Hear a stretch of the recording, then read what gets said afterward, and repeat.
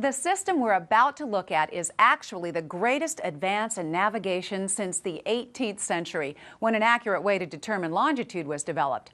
Not only is it simple, it allows you continuous knowledge of your position, something that would have turned Columbus, Magellan, and all those other intrepid mariners green with envy. We're talking about the Global Positioning System, or GPS, a Defense Department-funded constellation of 21 orbiting satellites and 3 orbital spares.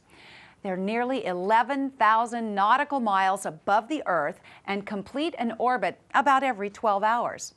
Because orbits like that are predictable, we always know where they are. Each satellite sends a message telling where it is and when it sent the message. A thousandth of a second later, it sends another message updating its position and the time. So, how does it work?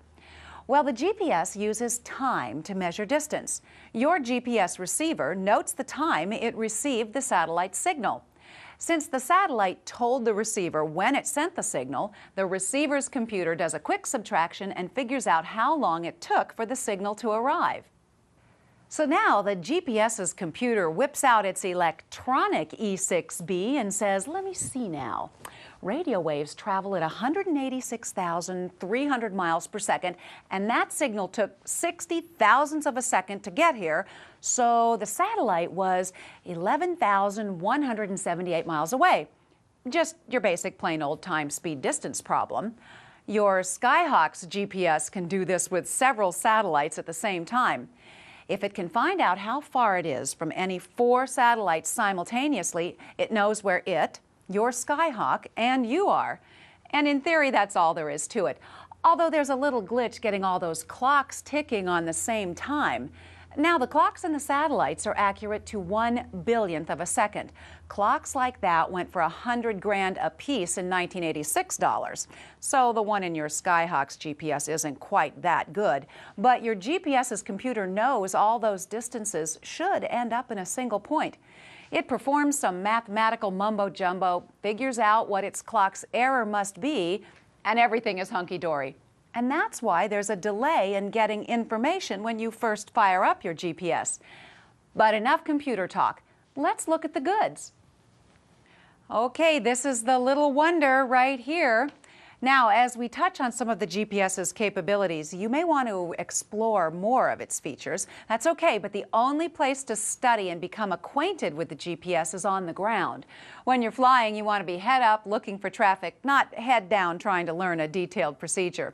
Before boarding our Get Acquainted tour, at the far left edge, notice a kind of slot with a little handle thingy at the upper end of it. That's the data card. No data card, no action. More about that later. The computer deep within your little black box can't do its job without a database.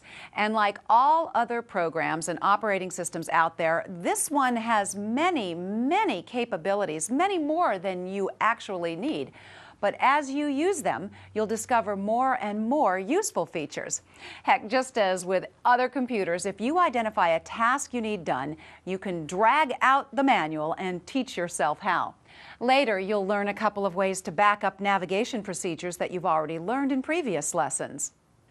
So, looking at the bottom of the panel, far left, is a switch labeled off-on. You can probably handle that without the manual.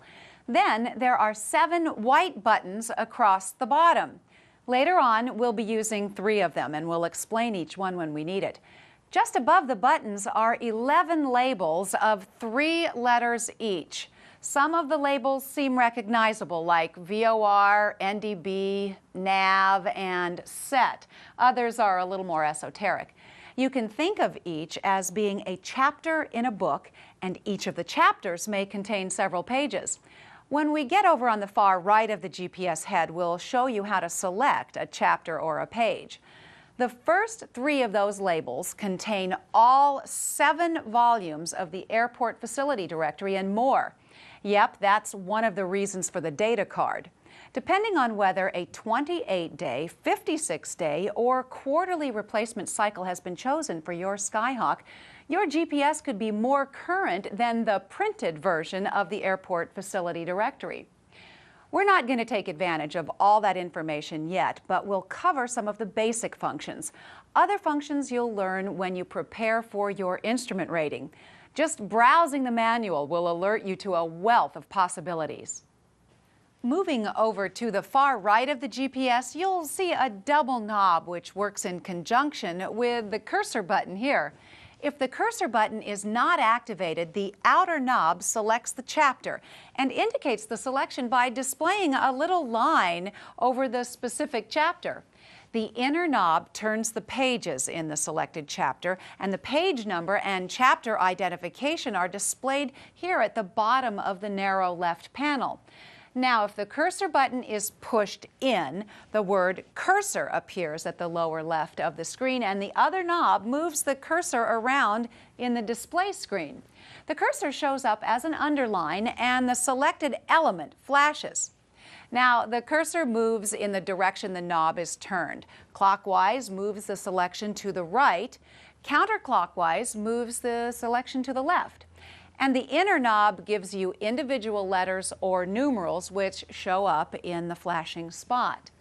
Turning the knob clockwise moves you through the alphabet and numerals in the normal sense.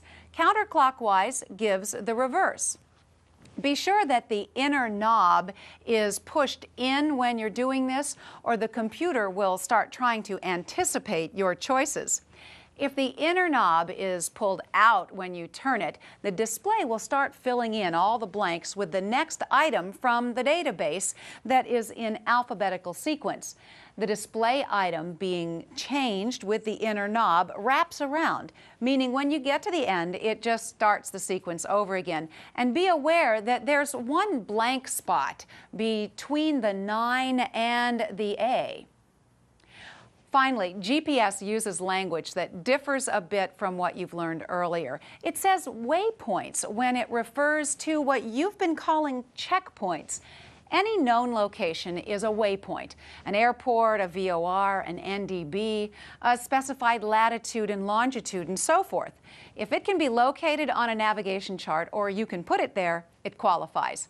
Now, it also talks about legs in a way that you may or may not be familiar with. And don't get the wrong idea. We're talking about the leg that corresponds to a horizontal line on your flight log. It's the trip from one checkpoint, or in GPS language, waypoint, to another. So now that you've made the trip around the GPS, you're ready to have it take you on a trip. And while your newfound navigational abilities may not get a strait named after you like Magellan, you won't ever get lost looking for the shortcut to the Indies like Columbus.